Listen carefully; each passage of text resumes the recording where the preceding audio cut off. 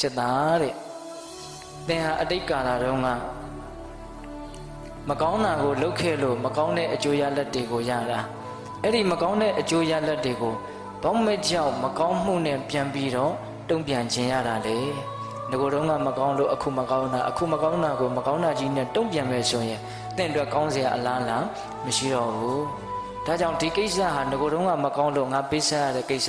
အကျွေးပေးတယ်လို့သဘောထားပြီးတော့ကြည်ကြည်နက်နက်သာပေးလိုက်ပါပြန်ပြီးတော့ဒီပေးလိုက်တဲ့အတွက်ထပ်ပြီးတော့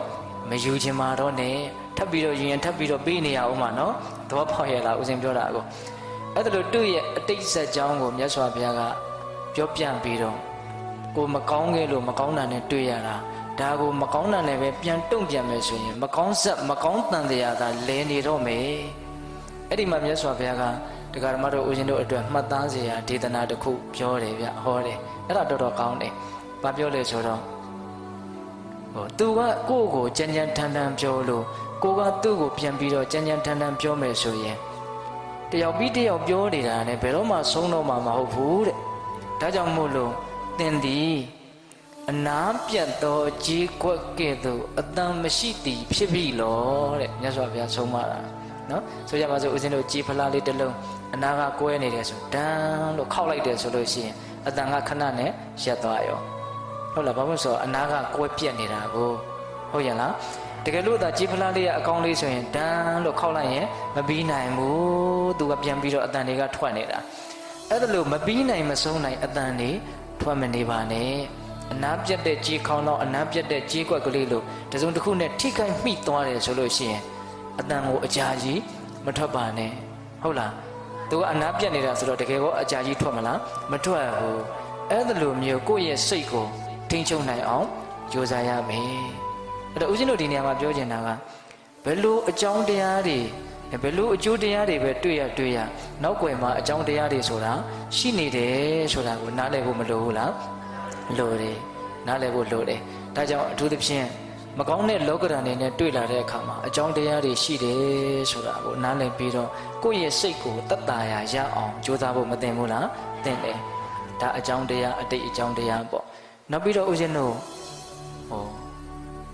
ဖြစ်ရတစ်ခုကိုအခြေခံပြီးတော့အလွန်ကောင်းတဲ့လောကဓာတ်တရားတွေနဲ့တွေ့လာတဲ့အခါမှာအလွန်ကောင်းတဲ့စဉ်းစားဆင်ခြင်နည်းတစ်ခုအဲ့ဒါကိုလည်းပြောခြင်းသေးတယ်အဲ့ဒါကဘာလဲဆိုတော့မြတ်စွာဘုရားလက်ထက်တုန်းကမြတ်စွာဘုရားနဲ့တန်ဃာတော်တွေဟာအလွန်လက်လာပပေါ်ပါတယ်နော်ကြော်စုံမှုလည်းအလွန်ပေါ်တယ်ချီးမွမ်းတန်လည်းအလွန်ရတယ်အလွန်မျက်နှာပွင့်တယ်ပေါ့အဲ့လိုလက်လာပပူဇော်တက်ကာယအထွတ်ထိပ်ရောက်တော့ယူဝါဒတခြားရှိတဲ့နော်တိဋ္ဌိပရပိုက်တွေကတန်ဃာတော်တွေတွေ့လို့ရှိရင်ဘလို့မှသူတို့စိတ်ထဲမှာတိမခံနိုင်ဘူးနော်တိမခံနိုင်တော့ဘာဖြစ်တုံးဆိုတော့တချို့ဆိုရင်တွေ့တဲ့နေရာမှာဆဲတာမျိုးဆိုတာမျိုးစော်ကားတာမျိုးဒါတွေရှိတော့ဒီနေ့တော့မြတ်စွာဘုရားကိုယဟန်တော်တွေကဒလိုပဲအညတရယူဝါဒရှိတဲ့နော်တိဋ္ဌိပရပိုက်တွေကယဟန်တော်တွေကိုဆဲကြတဲ့အကြောင်းနော်လဘတက္ကရာတတိကုသောအကြောင်းကြောင့်သူတို့တိမခံနိုင်လို့သူတို့တုံ့ပြန်ကြတဲ့အကြောင်းမြတ်စွာဘုရားကိုရှောက်တော့မြတ်စွာဘုရားကအဲ့ဒီမှာဥဒန်းကျိုးတာဦးဇင်းတို့ဥဒန်းပါဠိတော်မှာတွေ့ရတာဒါလေးကယဟန်တော်တွေကိုဓာတ်ရိုက်ဦးဇင်းတို့ဟောတာတော့မဟုတ်ဘူးဥဒန်းကျိုးတယ်ဆိုတာကရှမ်းထွက်လာတဲ့စကားတွေပေါ့နော်ယင်နဲ့မဆန့်လို့ရှမ်းထွက်လာတဲ့စကားပေါ့ပို့ပြီးတော့လေးနဲ့တယ်လို့တောင်ယူဆတရားရှိဥဒန်းစကားဆိုတာအဲ့ဒါဦးဇင်းတို့ဥဒန်းပါဠိတော်ဆိုပြီးတော့မြတ်စွာဘုရားရဲ့ဥဒန်းနေကြီးပဲတိတ္တတန်ဃာယနာတင်ထားတဲ့နော်ကျမ်းစာရှိတယ်အဲ့ဒီမှာမြတ်စွာဘုရားဘယ်လိုဥဒန်းကျိုးတုံးဆိုတော့တော၌ဖြစ်စေရွာ၌ဖြစ်စေဆင်းရဲခြင်းချမ်းသာခြင်းဖြင့်တွေ့ထိသည်ရှိသောသူကြောင့်ကိုကြောင့်ဖြစ်သည်ဟု၍အစွဲမထားရတဲ့နော်ဒီခန္ဓာ၅ပါးရှိနေ၍သာလေချမ်းသာခြင်းဆင်းရဲခြင်းဆိုတာတွေ့ထိလာတာအကယ်၍သာခန္ဓာ၅ပါးမရှိဘူးဆိုရင်ချမ်းသာခြင်းဆင်းရဲခြင်းဆိုတာတွေ့ထိစရာအကြောင်းဘယ်မှာရှိပါအပ်နေတဲ့ဟောဒါလေးပြောတာဆိုးရတဲ့လောကဓာတ်နေနဲ့တွေ့လာတဲ့အခါမှာအလွန်ကောင်းတဲ့အတုမဲ့ဆေးတလက်လို့တောင်ဦးဇင်းကထင်တယ်ဟုတ်လားပြန်ပြောမယ်နော်တော၌ဖြစ်စေရွာ၌ဖြစ်စေဆင်းရဲခြင်းချမ်းသာခြင်းတို့ဖြင့်တွေ့ထိလာသည်ရှိသောသူကြောင့်ဖြစ်သည်ငါကြောင့်ဖြစ်သည်ဟု၍အစွဲမထားရတဲ့ဘယ်နေရာမှာနေချမ်းသာခြင်းဆင်းရဲခြင်းဆိုတာကတော့တွေ့ရမှာကြုံရမှာပဲ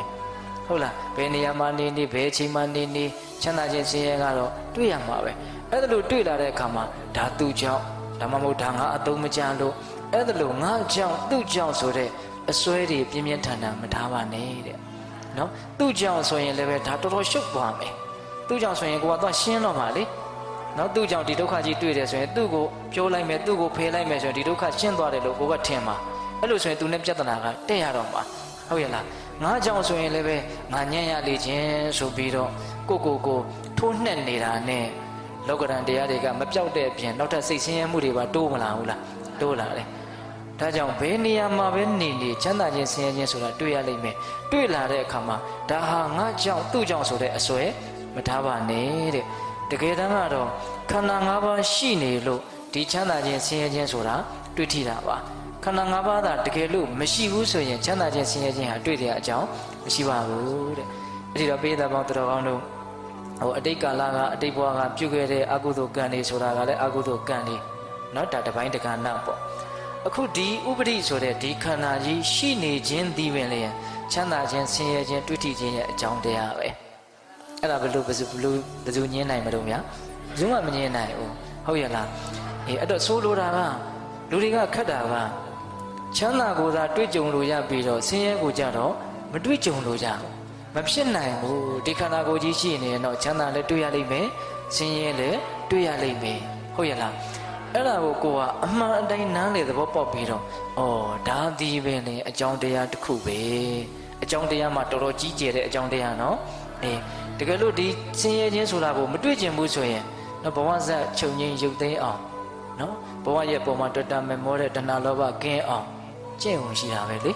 ဟုတ်လားအဲ့လိုမကျင့်နိုင်လို့အဲ့လိုမဖြစ်သေးဘူးဆိုရင်တော့ဒီပုတ်ထဲကပဲဒီပဲ